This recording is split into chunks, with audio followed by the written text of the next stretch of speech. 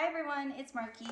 Today I just want to tell you about this Ceramic Flex Polymeric Sand. This is used for pavers, so if you have like a paved walkway or a paved driveway, something like that, and the little joints and gaps in between those pavers, this is what you use to fill that. It's super easy too. Anybody can do it just at home. And this is what it looks like. So it just looks like a really fine sand. It is cement free. It uses different kind of technologies, ceramic technology, to mold together. So basically you just pour this sand in between all of the gaps on the pavers, dust off the excess, and then you are going to spray it with a light like sprinkler spray, and it is going to form together and fill all those gaps.